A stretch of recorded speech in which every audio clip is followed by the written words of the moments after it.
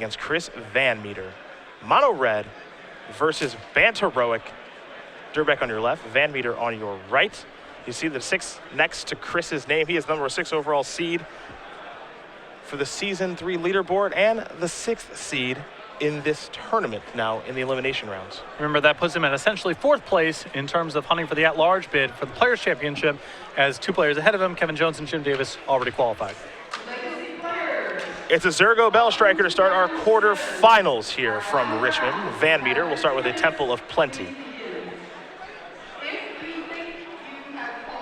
We'll see where the top card goes, and it's going to stay on top for Chris.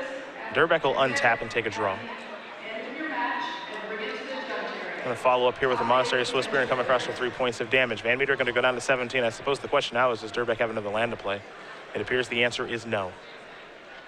VanMeter will draw. Mana Confluence. Chris will go down to 16. Now here's a copy of Seeker of the Way. It's a good time to have a removal spell. A land here, very important. Wild Slash would be great.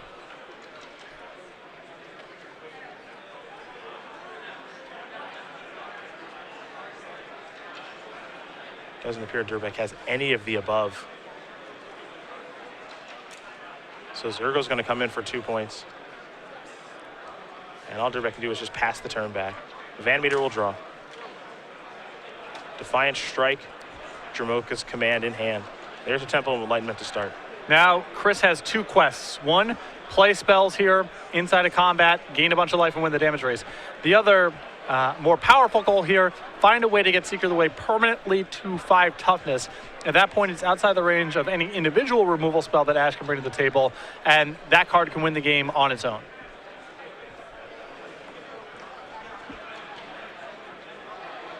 And we're just going to pass the turn and play a little defense here with the Dromoka's Command at the ready. And that is a mountain. Land number 2 has finally shown up here for Durrbeck.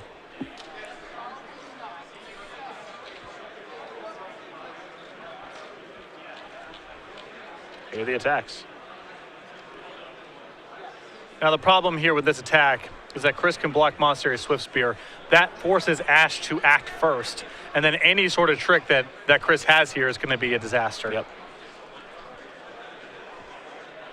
A quick update for you on what is a relatively quick game. Robert Vaughn does win game number 1 over Todd Anderson. Sultai Control very quickly up a game over Banteroic.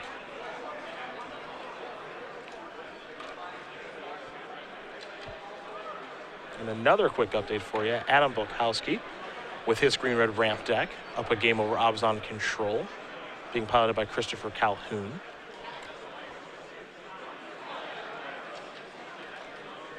Yeah, it looks like Durrbeck may just pass priority here. Honestly, I think passing priority here is better than trying to do something. As a result of this, I wouldn't attack with a Swiftspear, but Ash knows if she plays anything into Chris right now and he has any of his tricks, the game could end on the spot. And Chris looks like he's going to play a copy of Defiant Strike. Maybe he's trying to entice some action now. Does have a copy of Ajani's Presence in his hand. And if Chris is doing this, this means he has another 1-mana trick, as you mentioned, Ajani's Presence.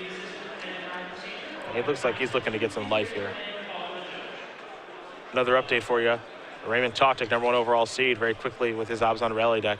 Up a game over John Taylor playing Abzan Constellation.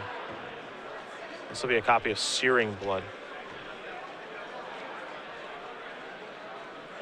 Ash going for broke here. Yep. If Chris doesn't have a 1-mana play, this is a great sequence, but far too unlikely since he let out with a Defiant Strike like that. Right. There was no incentive for Chris to move first. He's doing this just because he knows with another 1-mana piece of protection, he's safe. So this turn ends up being a great one here for VanMeter.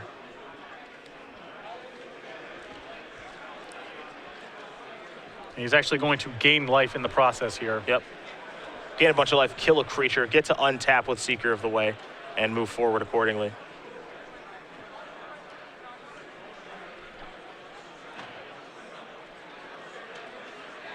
So VanMeter will untap, and he will draw a card.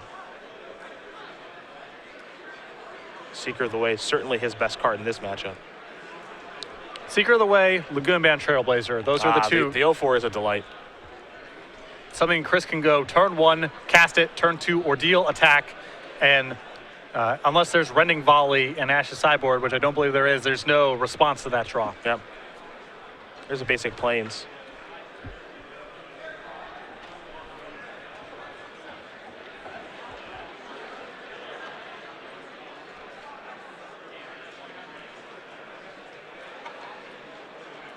Now here's no deal of Thassa. Secret will become a 3/3 from the Prowess trigger. Look at a counter now. It's a 4-power creature on the attack.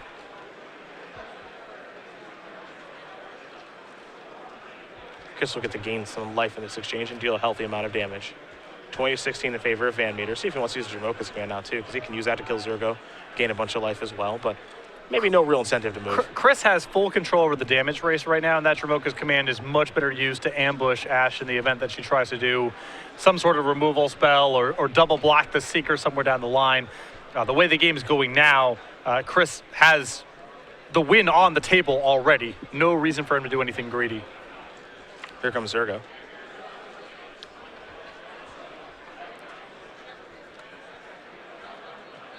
And now Eidolon the Great Rebel.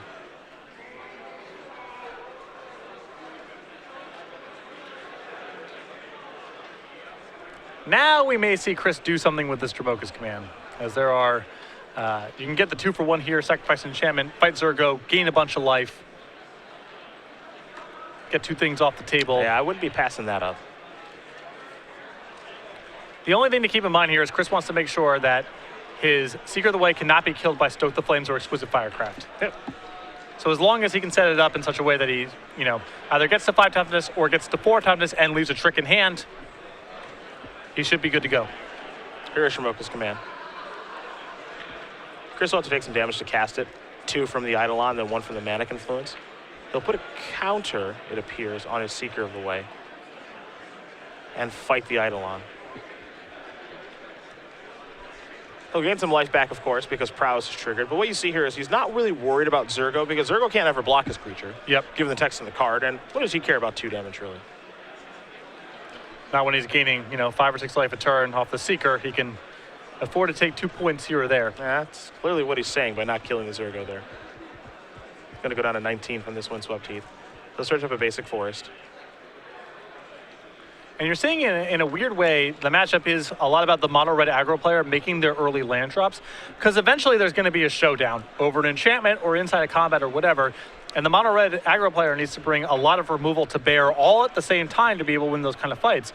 When Ash is initiating that battle with only 1 or 2 mana, Chris, first of all, only has to play around so many cards, and second, it's not too hard for him to win the battle with the plethora of 1-mana tricks he has available. There's a Monastery Mentor. Chris will get to draw 2 cards, get another counter on his Seeker of the Way. And now we might see a Defiant Strike here.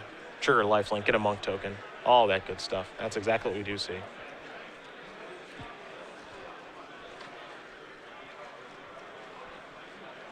So a Monk will enter. Chris will get to draw a card from Defiant Strike, and as I mentioned, Prowess is triggered now. So a pretty healthy attack here from the Seeker of the Way. Like I said, the matchup in terms of percentages, very close. The individual games, less so. If Ash has a second land on the turn 2 and just plays an Eidolon after Chris says turn 1 go, this game might feel as lopsided in Ash's favor, but there's no margin for error on the red side of the table. And once the game gets away from you a little bit, it's gone completely. There's no catching up. It feels like it gets away from you from a lot, right? If it gets away from you, there's really no coming back. At least it certainly feels that way. Because between Seeker of the Way and Ordeal of Heliod, the heroic deck is gaining a fair amount of life as it goes. So you don't even have the game plan of get in some shots and hope to burn you out, because Ban Heroic is good at gaining chunks of 5 or 10 life along the way if they're doing their thing. And right now, Ban Heroic is doing its thing. That's for sure. Zergo's going to come in here for 2 points of damage. Chris is he's pretty comfortable taking that too. Love the attack. Yeah. Can't block, so might as well get in there. Maybe we're going to go down to 24. Here's a backup Zergo. Offense, defense. We've seen this with the Trailblazer throughout the entire tournament. Yeah, we have. We're just using offense, defense liberally now. That is. Just tossing that around. A Zergo attacked, and then another one's back to block. I don't know what you're looking for. Okay. No more. No more for Ash Durrbeck. She will concede the game. Chris VanMeter does win game number 1 here over Ash Durrbeck. Banteroic up a game over Mono Red Aggros. Now we will turn our attention to the sideboards here for both players, and we will start with Durrbeck and her Mono Red deck. She's got 2 Goblin Rabble Masters, 2 Outpost Siege, 2 Searing Bloods, 2 Exclusive Firecrafts, a Harness by Force, 2 Scouring Sands, and a card that's certainly going to come in here, 4 copies of Roast. Roast is great for this matchup, obviously. It allows Ash to have more removal and be able to kill something even after Chris has gotten a little bit of heroic action going. I like the 2 copies of Searing Blood as well with Ash on the play. Chris is going to tap out occasionally for 2 toughness creatures, and Searing Blood can be very powerful there. I'm also happy to bring in the 2 copies of Goblin Rabble Master. Chris's deck is not very good at answering the board, and Rabble Master represents a lot of power. Ash needs to put Chris under enough pressure that he can't just sit back all day and wait for the perfect hand to start deploying his threats. Ash has to put him under some pressure, so he's forced to take some risks deploying his creatures, and Goblin Rabble Master is the perfect card to that end. On VanMeter's side, he's got a Laguna Band Trailblazer, a Stratus Dancer, 2 Aqueous Form, 3 Encased in Ice, 2 Ordeal of Heliod, 2 Disdainful Stroke, an Island, a Triton Tactics, and 2 copies of Treasure Cruise. Anything that allows Chris to pump his creatures in this matchup is very powerful because Ash's removal is all damage-based, and therefore the enchantments, cards like Triton Tactics, they're all very, very good here. I think the 3 copies of Encased in Ice can come in here as well as, Ash's red deck trying to attack, and the additional copy of Laguna Band Trailblazer. Like I said, Chris's best openings involve this card, oddly enough. Not Seeker of the Way, not Hero by Roas, because this is a very challenging card for Ash to kill, and so I want as many copies of this as possible. Well, you see the options available there to both players, and they will sideboard accordingly. But right now, we will talk about the Summer Creature Collection here with Star City Games. It was unveiled on Friday and is available in playmat, sleeves, and bundles. Absolutely. You see the Summer Creature Collection here, the Piglet, the Monkey, the Kraken, and, of course, our parody creature, the Deathrite Salmon. This is available playmat, sleeves, and bundles. Head over to starcitygames.com/creature collection, or head over to our dealer booth at any of our Opens or Grand Prix we're at. Have we decided if it's going to be Babe or Wilbur for a Piglet? Wilbur is kind of a classic. You want to go with Wilbur? I prefer Wilbur. All right, we'll go with Wilbur, Furious George, Ray Lease, which is great, and then Deathrite Salmon, well, that just stays the same. Yeah. We don't give the parody parody playmats a name. But again, playmats, sleeves, and bundles available. StarCityGames.com/creature collection for more information about that as we do get ready here for game number 2 between VanMeter and Durrbeck. Again, we do have our updates on our other matches. Raymond Toctic with Abzan Rally up a game very quickly over John Taylor and his Abzan Constellation deck. We've got Adam Bilikowski playing Green-Red Ramp. Check out his deck on our coverage page if you haven't seen that yet. It's a humdinger. Because that deck is really something. That's my favorite deck of the tournament, for sure. He is up a game over Christopher Calhoun playing Abzan Control. And then Robert Vaughn with his Sultai Control deck, and he's having a great tournament, up a game over Todd Anderson playing Banteroic. So when we do have more updates, we'll of course let you know. We turn our attention back to Durrbeck versus VanMeter here, and we do learn a little bit more about Chris VanMeter. Again, a player currently residing in the Roanoke area, though it does look as though a move to the Seattle, Washington area is in his future. Yes, I think he has found a lady friend, a significant other, and he's moving to Washington, where he's from initially, to pursue that further. So congratulations to Chris. Might be hanging out with CVM a little bit more. Yeah, a little bit. So currently, again, does reside in Roanoke, Virginia, looking to get that Season 3 invite to the Open Series. This tournament could be a real big help. If he wins this one, it'll be his 5th Open Series win. He has now 18 Open Series top 8s, played college football in Spokane. Great chess player, him and BBD oftentimes playing at tournaments. And then, of course, 2 successful Kickstarters, the Beard Power shirt and the BBD versus CVM playmat. He's an entrepreneur. Mm-hmm. Man of many interests. He's not a businessman. Magic, football, chess, beards, you name it. Many interests. Beards. Just a beard enthusiast. That's what he is. Also a great Magic player, too. And having a really good tournament here with Banteroic, a deck he hasn't really played very much of. No, but I mentioned this earlier in the broadcast. Chris is becoming a little bit more comfortable kind of going with the Roanoke deck. He's defaulted kind of doing his own thing, especially last year played a lot of Jund monsters, even though there wasn't a lot of popularity with that deck amongst the rest of that crew. A lot of Stormbat strategies this year and previous, but is starting to play the team deck a little more often than we saw 6 months ago, 9 months ago, in that range. One Timothy J. Ayton, perhaps you're familiar. Yes. He's not particularly happy about me asking Wilbur versus Babe.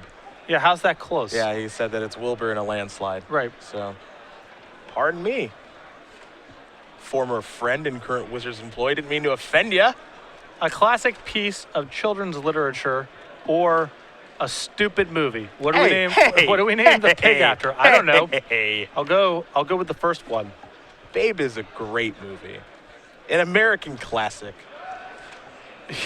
You can't just throw the word American in front of classics because it was filmed or initially showed in America. Can't I? It doesn't resonate in the way that Charlotte's Web does. Can I? I just did. I feel like I can. Charlotte's Web is the first real book that a lot of kids read. That's a significant thing. I don't remember anything that happens. Babe? It's the first real movie a kid watches. I'm not gonna thing. spoil Charlotte's Web for you. You go ahead and read it on your own time. I'm not spoiling it. That sounds like a real commitment. Can I Wikipedia it? Probably. All right. I'll find out that way. It's gonna ruin the ending though. I don't have that much time to figure out what happens. There's only so many hours in the day. All right. I'm already reading some other stuff anyway, one book at a time. Mm-hmm. But yes, it's Wilbur. It's Wilbur now. Wilbur or Babe. Now people are chiming in on Twitter, not agreeing with me. Look, Babe is a great movie. I'm not going to have it. I'm not going to have this. Todd Anderson does tie it up against Robert Vaughn. Ban Heroic and Sultai Control going to game number 3. Or at least I remember it being good. It's been a long time since I've seen it.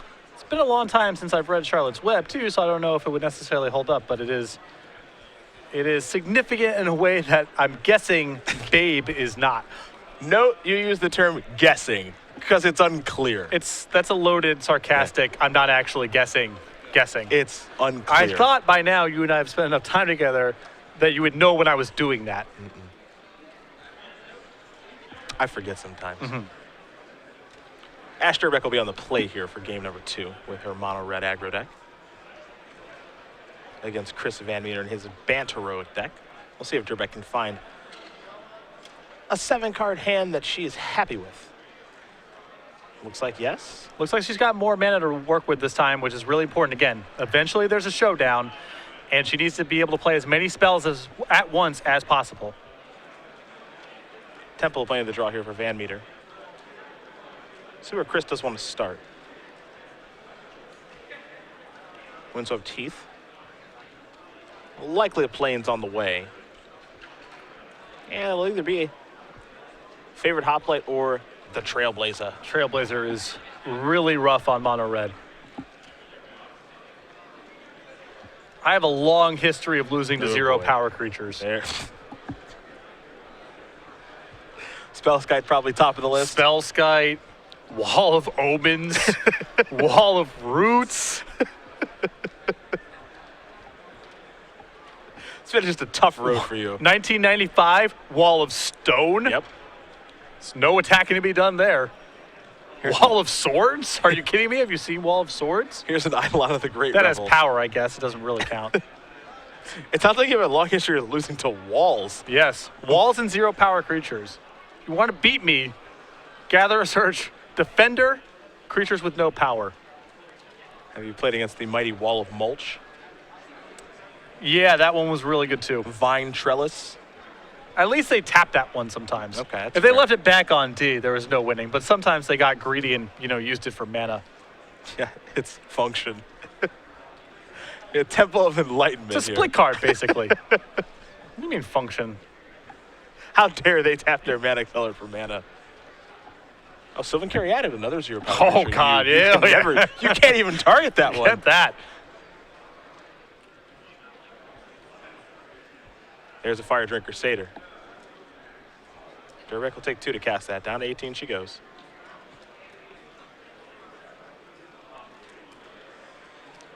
And the follow-up appears to be another Eidolon. All right. Okay, so we're going to do it like this. She'll have to take 2 more to cast that. Chris may have a response. We'll see. Yeah, this looks like this is in response to this first Eidolon. this is a good opportunity to do something like Cycle Defiant Strike. Now Chris is going to get jammed up a little bit. There's a lot of pressure on Chris now to have his best cards. Ordeal of Heliod, Dromoka's Command's really good in the spot, but a lot of his cards like Ordeal of Thassa, Defiant Strike, they're becoming a lot more challenging to cast. There's got to be a God's Willing. Guess we'll take 2 to cast it. Take a look at the top card. This is actually good for 2 reasons. One, he gets to scry, so he gets to control his draw step a little bit. And then 2, he gets to make the Trailblazer a little bit bigger. Yeah. Basically unkillable now. Yeah, 1/5 is pretty tough for a red deck. VanMeter draws a copy of Seeker the way. Now with Dromoka's Command in hand, this could be a really nasty turn if Chris wants to have it. He can kill the 2 Eidolons right now if he so chooses. He may prefer to try to set a trap here. I don't know if he needs to get much more than 2 Eidolons to be in a really winning position here, but Ash can't really attack into the board that Chris has, and so there's no real reason to move just yet. Yeah, I suppose the question is, how does VanMeter want to play it? If I'm in Chris's spot, I'm happy to say, listen, Ash has got to cast some more spells. She can't attack right now. Every spell she casts is going to deal 4 points of damage to her because she's got 2 Eidolons in play. Eventually, this Dromoka's Command, either killing 2 Eidolons or killing an Eidolon and fizzling a burn spell or something else, it's going to be hard for her to beat that. So for the time being, just sit back and let Ash set her own trap.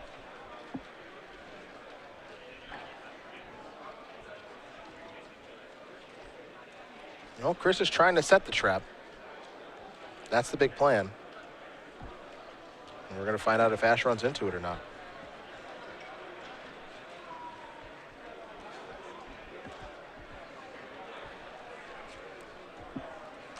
But the shields are up, and VanMeter's got a Dromoka's Command at the ready.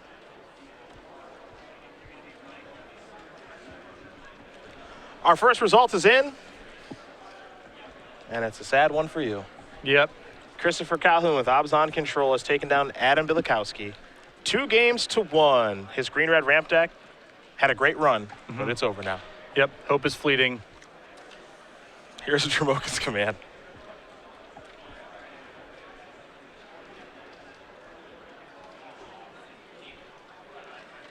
Arguably the best Dromoka's Command deck in the format right here.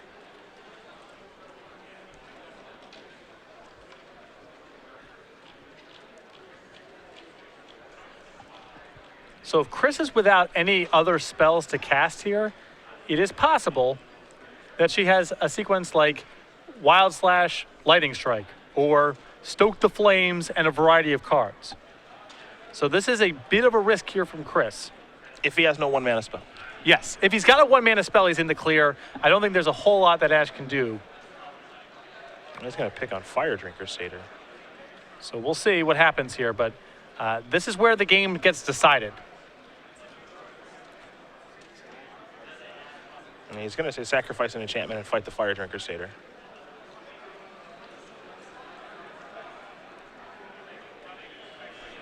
And if Chris does not have a 1-mana piece of interaction here, I would have preferred for him to just sit back. I would not have made this move here. There's no real rush. You can kind of play a little staring contest. Because if he has nothing, and Ash can kill this Trailblazer in response, which is not impossible. It's unlikely, but it's not impossible. Chris is in some real trouble. So now the Heroic Trigger will resolve before anything happens. Yes. And that'll make the Laguna Band Trailblazer into a 2/6. Although this is all in the stack right now, so if Ash has her 2 spells, she can cast them right now, before the token goes on, before anything happens. Now it looks like it's going to be Stoke the Flames. It's got to be Stoke plus something else. Well, it doesn't have to be Stoke plus something else. It can just simply be Stoke. Oh, I suppose you can let the fight happen. Yeah, you let the fight happen, which stinks, obviously, but the fight will cause Chris to lose his creature. Ash will lose the Fire Drinker Satyr and the Eidolon. Now, this is all assuming that Chris doesn't have, 1-mana spell, and it appears he doesn't. So I'm actually okay with this exchange if I'm Ash. Not the end of the world. And the Stoke the Flames doesn't deal her any damage because Eidolon doesn't trigger off of that. And even if Chris had something like Defiant Strike, Ash could pump the Fire Drinker Satyr. Still get a cry. Yeah. Still have the mana left over to pump. Temple of Plenty. So if that was what was going on with Chris's hand, I would have preferred for him to just sit back. I don't think there was a reason to rush. And Ash can't really add to her board in that spot because there's 2 Eidolons in play. Sure. So while that's the board state, every spell from her comes at a huge cost.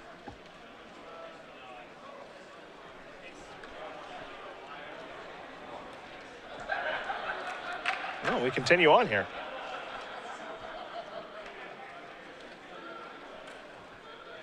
Here's a Seeker of the way. Chris will have to take 2.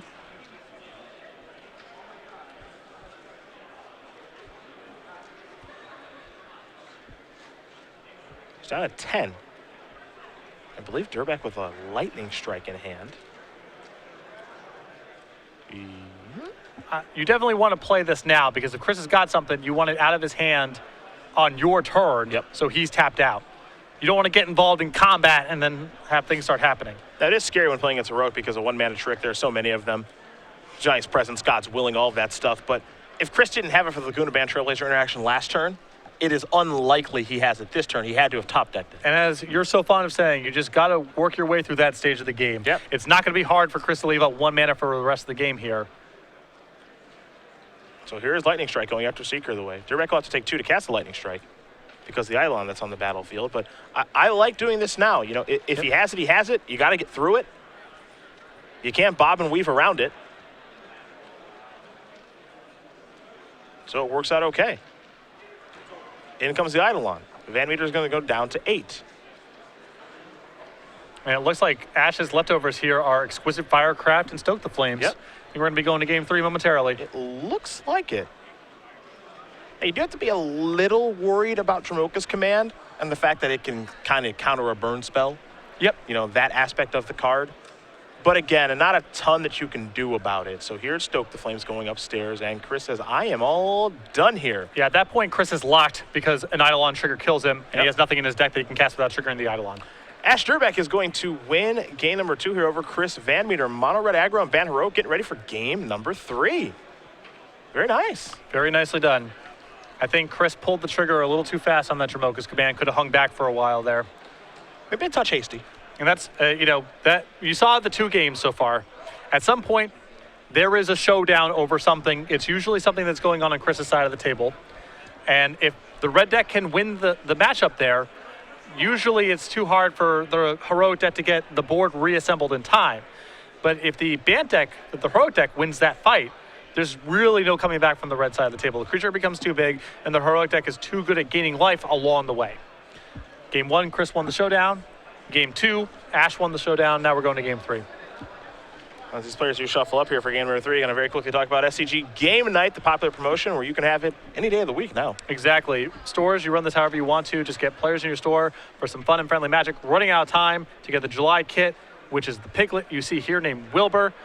Coming to August, too late to get signed up for Furious George. But if you want to bring Game Night to your store in September, we got Ray Lease, the Kraken, StarCityGames.com/game night.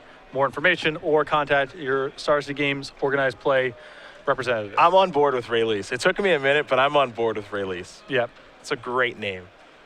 And we're going to have the October one soon. Continue to debase myself promoting these cartoon animals. Look, it's in the contract. I know. Just deal with it. It's what I signed up for. Just deal with it. It's fine. I know that this is part of the gig. Update for you, another match in the books. Todd Anderson takes down Robert Vaughn, 2-1. It's got a good sideboard configuration with 4 treasure cruisers after sideboard. Yeah, the Bant Heroic deck that the Roanoke crew is playing it a little bit on the slower side, but they have moved some treasure cruisers to the main deck. They have the ability to sideboard up to 4 copies, and in matchups that are about removal, they have more staying power. We've seen Todd, CVM, over the course of this tournament, lose their entire board, get hit with a bunch of 2-for-1s, but cards like Treasure Cruise allow them to rebuild and weather the storm. And they are very powerful cards, to be sure.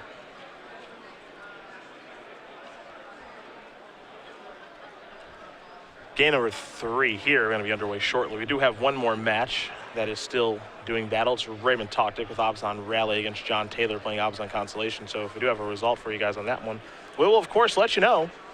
But that one's kind of in a holding pattern right now. That to me felt like the top 8 match where one player had the most pronounced advantage. I like Ray's matchup in the quarterfinals more than I like any other person's. Okay. There's not really a lot that John can do about what Ray's trying to accomplish, as far as Rally of the Ancestors go. He's at the mercy of Ray's draw. Yeah, and that's never a great feeling, being in that spot.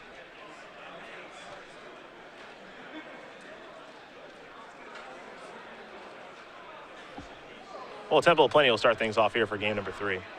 Durrbeck, does she have a 1-drop? Got a few lands in hand. You can tell that from the white border cards. You see 3 other ones in the grip.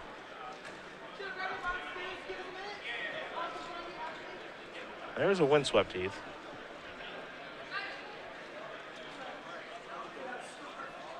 Does VanMeter have a play here? Well, Chris has kind of got this awkward spot of a lot of 2-mana cards, but no protection. And no real way to get the ball rolling. He doesn't want to play a curve of 2/2s into Ash's removal. So we can play the Trailblazer and take kind of a slow approach to this, or we can play his 2/2s, hope that Ash doesn't have removal, or hope that he can kind of outlast it.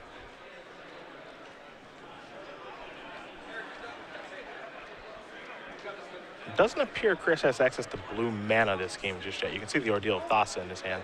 But he does have green mana and does have a copy of Jamoka's Command at the ready. There's the Trailblazer, an MVP in this matchup. And 0-4 has never looked so good. It hits so hard in its own way. Toughness draft.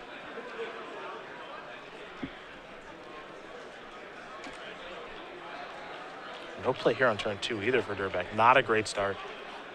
The problem with playing the, I'm going to try to trap you with my removal spell game against the Trailblazer is it's too hard to initiate. The spells are too expensive, or it requires multiple spells.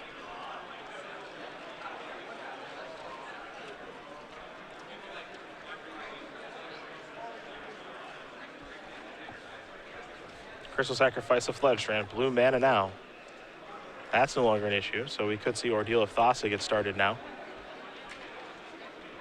And again, if that Trailblazer gets to 7 toughness, there's basically no killing it. No.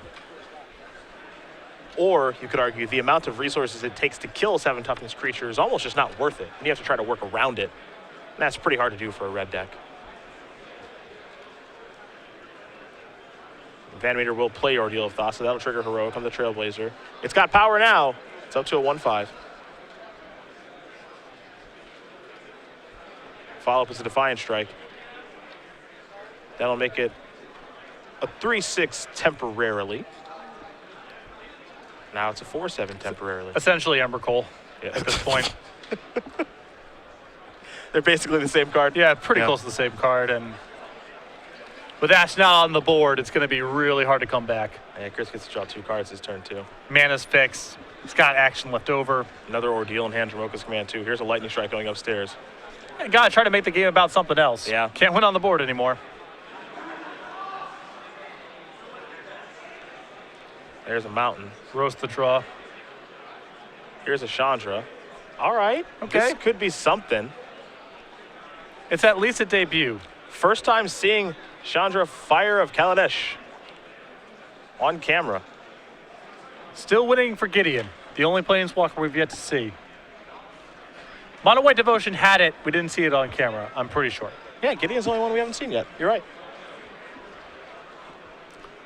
Chris is going to take a look at what he's going to Jamoka's Command soon here. Yeah. Get a good read. Yeah.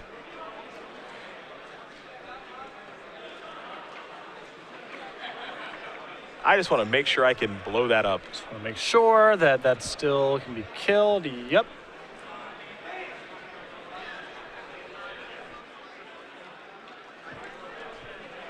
Chris's hand is a little chunky right now. Looks like a lot of 2-mana plays and only 3 lands.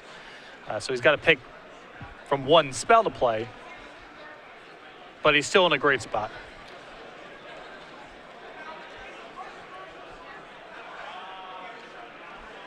It's just how does he want to navigate these turns? Because he's already got a pretty good advantage. So this is a situation where you just don't want to make too large of an error. Yeah. He's going to start with a Ordeal of Thassa. Laguna Bound Trailblazer now a 4/8. Let's make it a 5/9. Draw 2 cards. Really just on the hunt for lands here. Remember, this is a deck that does play 22 lands, so not the most lands in the world, though we have watched Chris and Todd this weekend draw quite a few. Yep.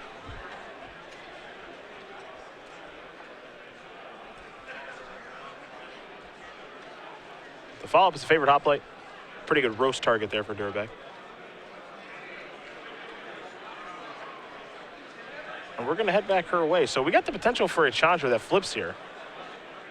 There's line number 4. This turn's a real important one. See if she can put something together here. Well, 2 copies of roast and she's out from under it. I mean, you know, and if she attacks and Chris elects not to block, Chandra flips into a shock to a creature. So there starts to become sequences of cards she can realistically have here that allows her to kill the Trailblazer. It's certainly possible. I'll tell you this much. If I'm Chris, I am willing to chump block right here. Understandable. Because it just increases the likelihood that she's got some weird arrangement of cards that allows her to kill the Trailblazer. Just don't want to risk it at all. No, not at all. Yeah, the other thing about Chandra is it can actually flip on a chump block too. The card says simply if it deals damage. Oh, it doesn't have to be the players. Correct. Oh. It's so there's all this wording on this card that people have really kind of not really seen with it. You know, it's like, okay, well, I have to deal combat damage, right? Or I have to deal, you know, I have to have 3 untaps with it. But it's just so many different ways that you can go about making this thing flip is what makes it such a unique card. Now, we're going to have a second, we have a lightning strike. Okay. That gets her out from under the Trailblazer. Yep. So, okay, so shoot this, flip this. We got a game. We got something, because now it's the Roaring Flame. You do 2 damage to target creature. So now I did not think a red deck could kill 5/9. And I wonder if Chris had to make a move there with the Ordeal of Thassa. He could have simply sat on Dromoka's command and just kept attacking Ash. Yep. He could have added the favorite hoplite to the table if he felt like it too. He would have had another blocker and what have you. It's a little surprising. Chris is still working with the grip of cards. Yeah, he's got so many cards. Let's not overstate the case here. He's still ahead in this game, but Ash has at least gotten herself out from under the immediate concern.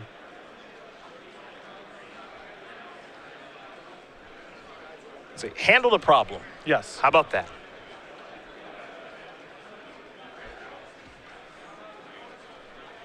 Here's an Ordeal of Heliod. It's getting hard now to win this game. She did a great job of getting that huge Trailblazer off the table, but Chris, unsurprisingly, had some cards in reserve because he's drawn so many in this game. Yeah, he's had a lot of looks at it.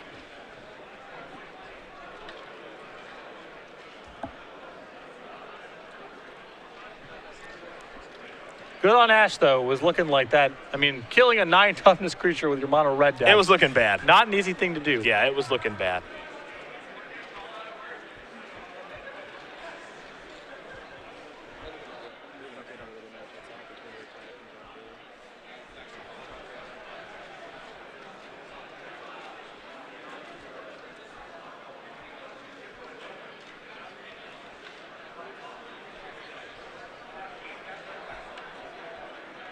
Chris going to come to the red zone here. Some more deals are going to trigger, so 2 cards in 10 life. And while he resolves both of those abilities, let you know that Ray Todick and John Taylor, Abzan Rally versus Abzan Constellation, they're going to game number 3. Todick number 1 overall seed, Taylor the 8. Taylor also number 21 on our Season 3 leaderboard. Chandra Roaring Flame does bite the dust that turn. And critically, Chris has moved his creature now to 6 toughness, meaning 1 roast isn't enough, which appears to be the card that Ash has. Yep. I think that was the draw step.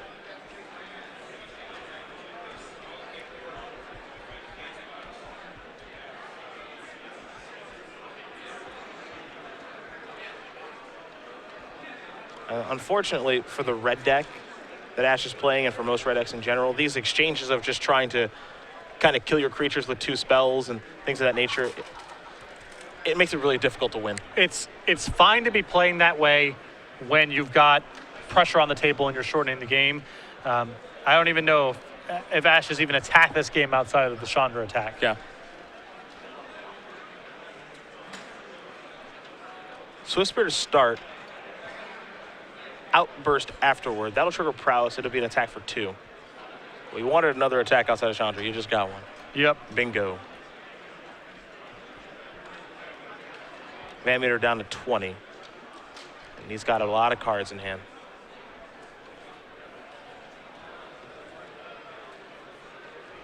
Crystal Sacrifice Flood Strand down to 19. Plains on the way.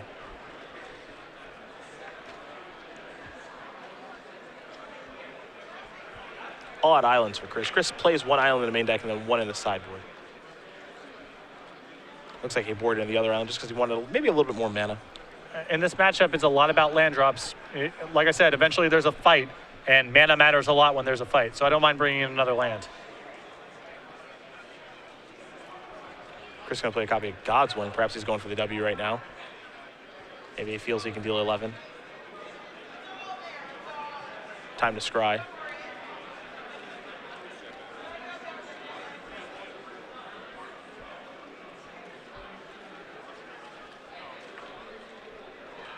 Top card are going to go to the bottom.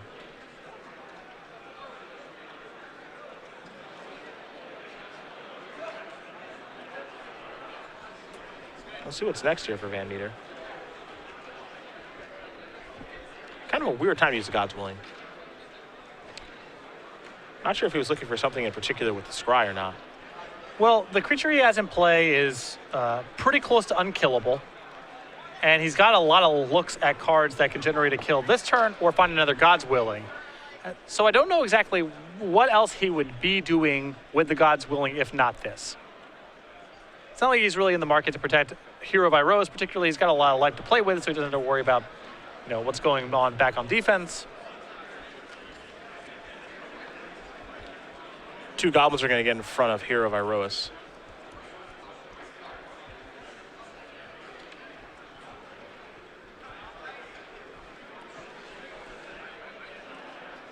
Looks like VanMeter has some interest in playing a Dromoka's Command here.